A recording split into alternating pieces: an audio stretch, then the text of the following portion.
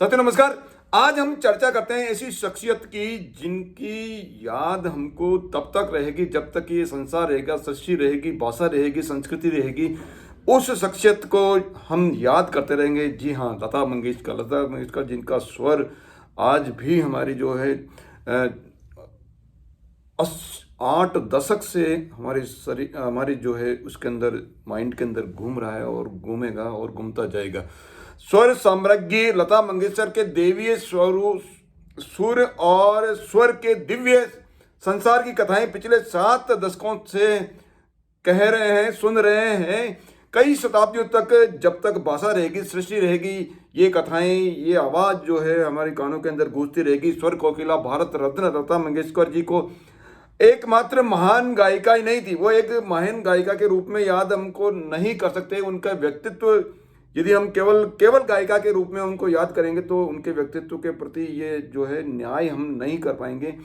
लता जी एक कलाकार, एकमात्र कलाकार नहीं थी, वो स्वतंत्र भारत की महिला सशक्तिकरण की सर्वाधिक सशक्त, सम्मानित और सर्वाधिक प्रतिष्ठित प्रतिनिधि थी लता जी। आज से 80 वर्ष पूर्व रूढ़िवादी सामाजिक मान्यताओं, बाधाओं, बंधनों से संक्रमित गुलाम भारत में पिता की आकस्मिक मृत्यु हो गई थी। जब उनके पिता की आकस्मिक मृत्यु हो गई थी तब वो 13 साल की थी और 13 वर्ष की इस किशोरी के ऊपर अपने परिवार के 3 बहनों और एक भाई का और एक विधवा माँ का जो है भरण पोषण की जिम्मेदारी पूरी आ गई थी।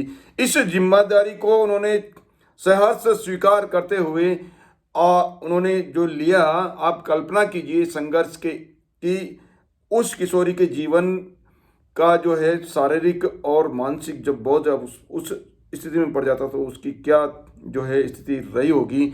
संघर्ष के उस अग्निकुंड में तपकर स्वतंत्र भारत में वे किशोरी लता मंगेशकर के नाम से अनमोल हीरे की भांति जो है वो चमकती रही और उनका जो व्यक्तित्व है वो एक अभिन्न अंग बन गया, हमारे राष्ट्र के लिए एक अभिन्न अंग बन गया। आज भी लगभग 60 वर्ष पूर्व, आज से लगभग 60 वर्ष पूर्व क्या होगा, 60 वर्ष पूर्व से म्यूजिक की कंपनियां क्या करती थी, सिंगर को जो है रॉयल्टी नहीं देती थी। उसके विरुद्ध लता मंगेशकर ने आवाज़ उठाई।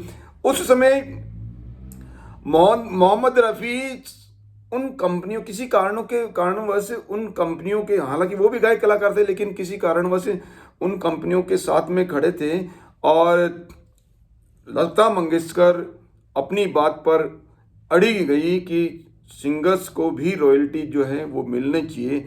एक मीटिंग बुलाई गई, बहुत बड़ी मीटिंग थी, उसके अंदर चर्चा हो रही थी और चर्चा के अंदर उनको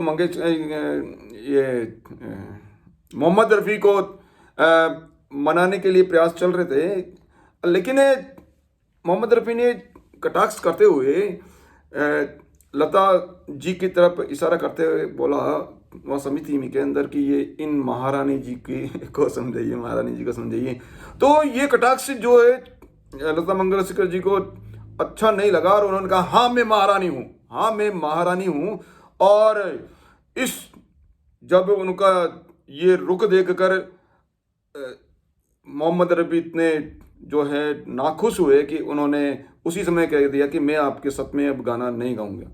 अब लता मंगेशकर ने भी कहा कि मैं भी आपके साथ में गाना नहीं गाऊंगी और काफ़ी समय तक ये बात चलती रही और वो काफ़ी वर्षों तक वो आपस दोनों एक साथ गाना उन्होंने नहीं गाया। लेकिन लता मंगेशकर अपनी बात पर अड़ी रही और आखिरकार जो म्यूजिक कंपनियां थी उनको ये तय करना पड़ेगा कि म्यूजिक अब सिंगर्स को भी रॉयल्टी दी है। लता मंगेशकर ने अपनी बात मान कर रही और बात के अंदर मोहम्मद रफ़ी भी उनके साथ में गाना चालू कर दिया। इस तरह से इस जोड़ी ने वापस एक कमाल जो है करना चालू किया।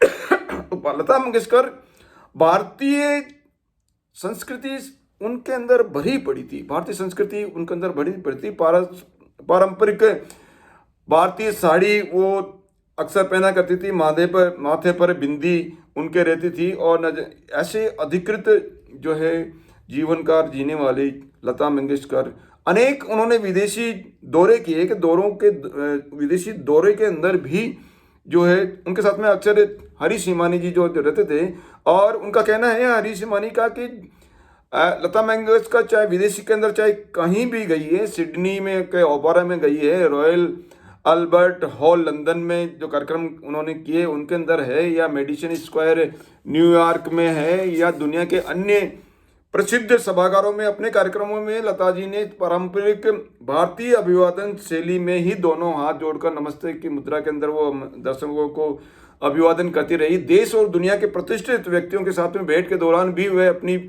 इस पारंपरिक भारतीय अभिवादन शैली में लता जी ने कभी कोई परिवर्तन नहीं देखा।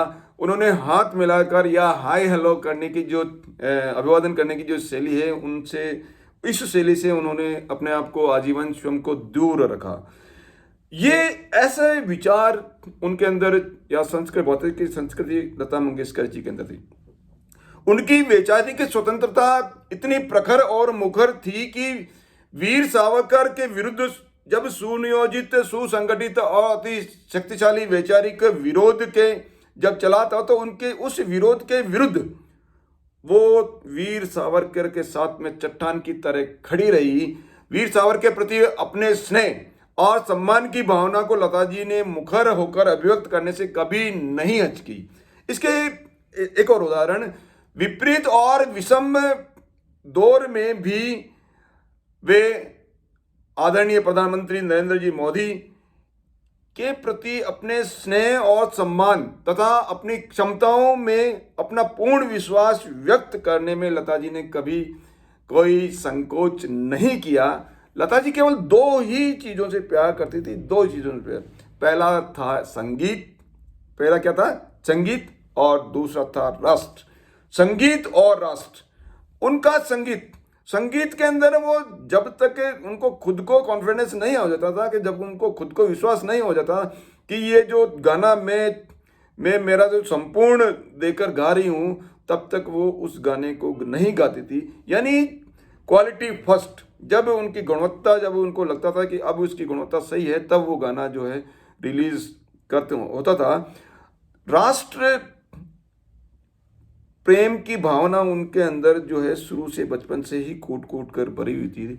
वो हमेशा कहती थी, भारत के झंडे को मैं सदा ऊंचा देखना चाहती हूँ, सदा ऊंचा देखना चाहती हूँ। इसलिए उनका जो राष्ट्र प्रेम गीत था, भारत को कभी झुकने नहीं दूंगा, भारत को कभी जो है झुकने नहीं दूंगा, ये इस बोल के गाने पे उन्होंने जो है राष्ट्रभक्ति गीत लास्ट का जो गाया था। तो अब लता मंगेशकर जो है, उनको एक अनुपम उपहार मिला हुआ था। देवी माँ सरस्वती का जो, भारत माँ का जो ये अनुपम उपहार लता मंगेशकर के तरह हमने पाया। तो ये स्वर कोकिला भारत रत्न और को अंतिम विदाई देश विदेश के गणमान्य लोगों सहित भारत के प्रधानमंत्री नरेंद्र मोदी जी ने अपने जितने भी कार्यक्रम, जो पूर्व प्रस्तावित कार्यक्रम थे, वो सारे कार्यक्रम छोड़कर और 2 दिन की छोड़कर उनकी अंतिम विदाई के अंदर वो शामिल हुए, और 2 दिन का राष्ट्रीय शोक देश के अंदर रहा। बॉलीवुड के इतिहास में यह पहला प्रकरण है, लेकिन ये इतिहास बनना ही चाहिए था, क्योंकि लता जी इस अभूतपूर्व सम्मान के साथ विदाई की अधिकारी थी, रहेंगी। लता जी का जो भौतिक शरीर वो इस सृष्टि से चला गया, लेकिन उनके जो विचार, उनके गाने, उनकी जो स्वर हमारे दिलो दिमाग में गूंजती रहेगी। जब तक ये भाषा रहेगी, जब तक ये सृष्टि रहेगी, जब तक ये संस्कृति रहेगी, ऐसे स्वर कोकिला भारत रत्न लता मंगेशकर जी को भावभीनी श्रद्धांजलि अर्पित करते हैं। नतमस्तक हो गए। मेरे इस वीडियो में आप बने रहते हैं, उसके लिए आपका बहुत बहुत धन्यवाद।